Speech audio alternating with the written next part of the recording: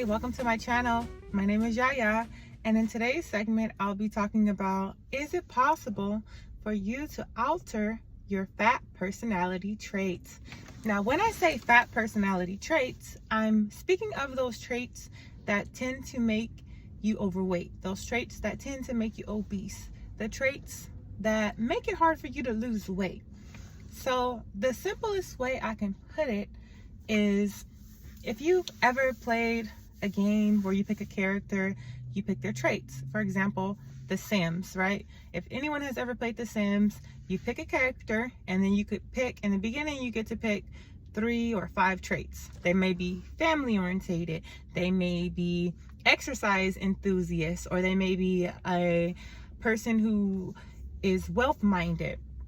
They may be a person who is kind. They may be a person who is clean. They could be a person who are lazy, a person who is funny.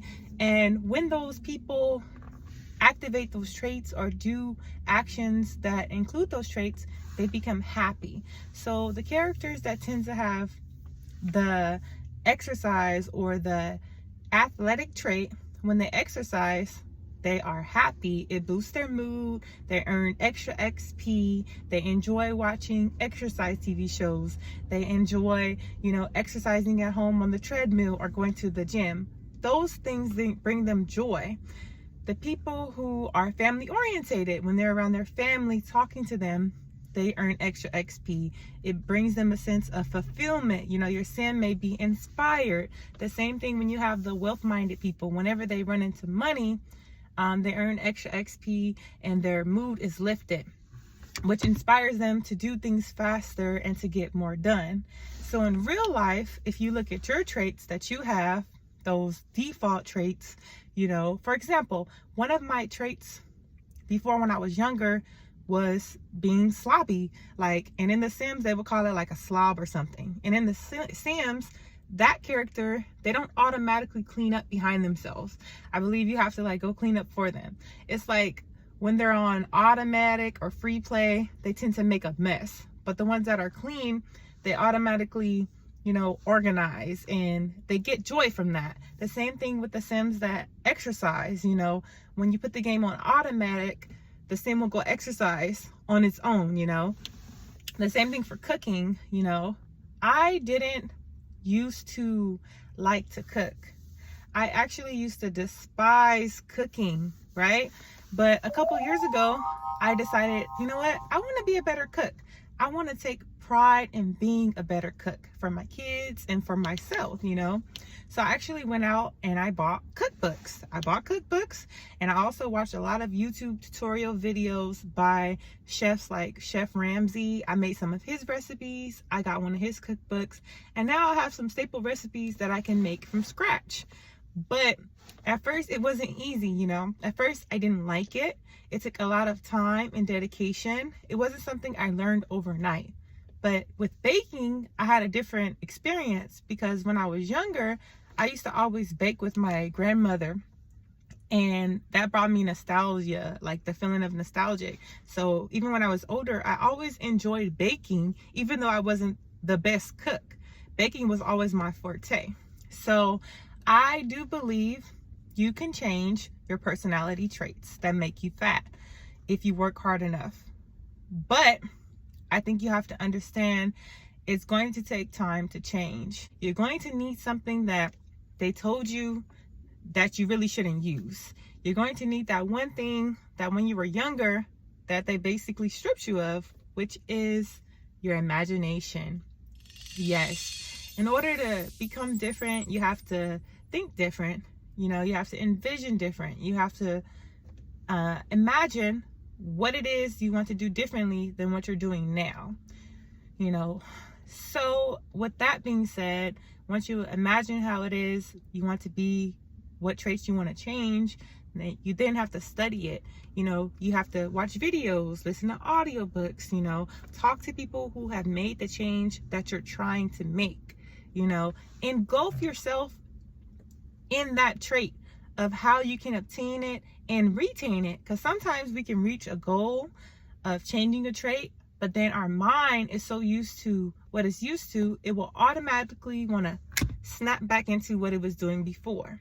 So that's a whole another thing, you know, of retaining that change.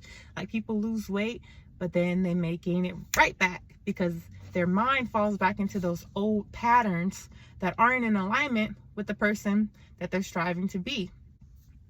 One thing you should ask yourself is, are there people in your life who support the negative personality trait that you're trying to change? For example, when I used to be very junky and I didn't like cleaning, it didn't bring me joy. It wasn't a thing I wanted to do. I used to have a friend that during those little times I would clean, she would say, "You're always cleaning. Why are you always cleaning every time I come over?" And looking back, I felt like, wow, she's right. I am always cleaning. But in reality, I wasn't cleaning nearly as much as I am now. And the reason she was saying that is because she was junky herself. You know, she wasn't a clean person. So it's easy to stay in our negative habits when we have people who support those attributes of ourselves. When we have people encouraging negative behaviors, just like eating. I used to have, eating buddies. We would go get food, fast food. We would go get the Starbucks drink with the whipped cream. Like that was a treat for us. We would indulge. Our friendship, a lot of those friendships were based on indulging in alcohol, in food. So if you're trying to make a big personality change, whether it's a fat personality trait or just a general personality trait you want to change, you have to recognize and identify those people that are in support of your negative personality trait. And I'm not saying to cut them completely off, but just make it clear that you're making a change and you want to make a change, and just set those healthy boundaries. And where people try to persuade you to do otherwise, just restate it. But sometimes you may have to distance yourself because some people will trigger you into falling back into those negative habits. If you're trying to stop drinking alcohol and you have 3 friends that all you guys do is get drunk and watch the game, then you may have to distance yourself until you get that discipline to be around them and not drink. The same thing with eating. I talked about before, I used to have a friend. She used to come over. Every time she would come over, I would fall off my diet. Now, I'm not blaming her, but that was the dynamic of our friendship, eating and drinking alcohol. And I remember I told her that, one day, and she was like, okay, so from now on, when I come over, whatever you're eating, I'm eating. So she would come over and we would eat salad, we would eat healthy, and it helped me stay on track. But a lot of times, a lot of people are not that supportive. Something that's very important that I probably should have mentioned in the beginning is it a personality trait that you learned when you were younger? Like, for example, some people have been overweight their whole life, and they can't explain why. Like, sometimes it's just your default setting to eat less, or it may be your default setting to eat more.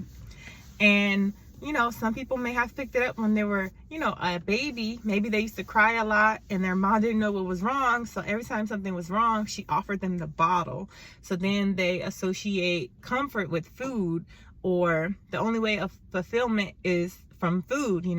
We're humans. We do things sometimes out of habits that we don't even know why. Sometimes things form at an early age and it's hard to pinpoint it. Sometimes you may pick up bad eating habits, when you're in college or high school, when you're trying to fulfill an emotional void that should be coming from, socializing or other types of fulfillment, but we're using food instead. Or even, in your adulthood, sometimes, when we're trying to stop drinking or smoking, we may lean to food for that same type of dopamine hit, that same type of fulfillment. So if you could pinpoint, if you haven't been overweight your whole life, if you could pinpoint when did you pick up these personality traits that are making you fat, then that would be a lot more helpful, because then you can get to the root of the issue. I was talking to someone about depression the other day and anxiety. And in my opinion, when a person is depressed, they're not functioning as their optimal self, So the old me, when I used to be depressed all the time, I wasn't really myself. I wasn't the best Yaya I could be. I wasn't able to do the things I'm doing now. And I think that's important to recognize. Are you clinically depressed? Because sometimes people can be depressed for so long that is their way of living, and they feel like this is how it's supposed to be, or this is just how they are, or this is just how it is. When you're under stress for so long, you just start to kind of learn to deal with it and live with it. And after a while, I feel like you could forget how good it feels to feel good, on a day-to-day. So if you're not feeling good on a day-to-day, it's easy to not be your best self. It's easy to not want to work out. It's easy to not want to do self-care. It's easy to just fall off your diet because you don't have that sense of life in you that you should have, that you deserve to have. Do not underestimate the power of prayer if you want to change a fat personality trait. If you're trying to lose weight in your religion or spiritual, I advise that you pray. Pray for strength, pray for guidance, pray for clarity, pray to connect so that you can feel like there's a bigger force behind you than just yourself. If you feel like you're in alignment, things are usually easier. You're not going to be in alignment all the time, but when you're more mindful, it's easy to snap back into alignment. It's easier to say, hey, you know what, let me go do a prayer and get this off my chest. If you are trying to make athletic be one of your personality traits, it's going to be very difficult at first. Before, I didn't used to like to exercise. So if you're one of those people who hate exercising and you just wish that you could be more inspired to do it, just know that you're closer than you think. It's possible to change the way you feel about it. You have to fall in love with it. I used to hate exercising at first. I used to think that exercising was a chore. Now I'm in love with it. Now I use exercise to relieve my stress, to meditate, to just clear my mind. But at first I was just so focused on, oh, I hate doing this. Oh my God, but I have to do it. When you feel like you have to do something, it creates resistance and you're not going to want to exercise. So you have to find an exercise that you enjoy. I talked about this before. You want to feel good on your weight loss fitness journey. Try to feel good. Try to eat foods that you enjoy that are healthy. Don't force yourself to eat certain things just because you see people on YouTube doing it. Don't force yourself to do certain exercises just because you see people on YouTube doing it.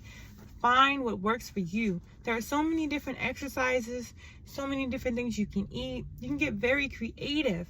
But the first step is really understanding, what do I like? Forget what everyone else is doing. What do I like? At one moment I was biking, I was hula hooping, I was doing weights at home, I was going for walks. If you're a swimmer, you may like to swim. You might like to do, tennis. There's so many different things you can do to get active. Fall in love with your exercise, and I promise you, one day you will feel the need to go exercise. You'll be like, I don't have to, but I really want to go today. Or, you know what? Man, I feel like my mood is down. I think exercising would help. You'll get to that point, trust me. But it's hard. It's a hard hump to get over, but you can get there as long as you study and learn more about your body, learn about how to do the exercises properly, learn about what makes you feel good and which ones you see yourself really sticking to, and just lean into that, and you'll become a master at it, and it'll be easier to do over time. But the beginning is the hardest part. Anytime you're learning something new, the beginning is always the hardest. If you can stick to it for a couple months, it's going to get easier and easier, and then you're going to actually find ways to challenge yourself to make it harder, and you might move on to another exercise that you thought you could never do. I never thought that I would be jogging or running. I never thought that. Did I start off doing it? No, I worked my way up. I started with walking. I started with jump roping. I did the hula hoop. I did the little weights at home. You know, I worked my way up. I did the biking. I did the elliptical. And then I started jogging. I didn't just start off jogging and running. Everyone's journey is different. You may start off jogging and running and love it. And that may be your passion when it comes to exercise. But you definitely can switch your personality trait to be one of being athletic and loving exercise. Changing your fat personality trait, you have to have belief. I know I talked about imagination, but if you don't believe you can do something, it's like a 99% chance it won't happen, or it will take a very long time, much longer than it has to. So you have to do things to believe. And I'm not just saying just believe it. No, start off small. Focus on one personality trait you want to change at a time. Don't try to change more than 2 traits at a time. So right now, let's start off very easy. Start off simple. That way you can feel that sense of success. You know, perhaps the first trait for you, if you don't drink enough water, perhaps you say, this week I'm going to focus on drinking this much water each day instead of drinking alcohol, coffee, or certain things. I'm going to cut back on that and drink more water. Once you've mastered drinking more water, then you can say, this week I'm going to just implement veggies. That's it. I'm just going to focus on eating more veggies, nothing else. Once you've mastered that, then you can go to the next step and say, you know what, I'm actually going to stop cooking with oil. I'm going to cut back on the amount of oil I use, or I'm going to stop deep frying food. Once you do that, master that. It may take a week, a couple weeks, move to the next trait. And once you do that, then you say, you know what, I want to start exercising 2 times a week. Once you master that for a week or so, then you can say, you know what, I want to boost it up to 4 times a week. But do not go in trying to change all your fat personality traits at once, because you may feel overwhelmed and then you're going to want to just throw in the towel. Little by little, write a long list of all your fat personality traits. What's everything that's keeping you fat? Is it stopping by to get fast food every day on your lunch?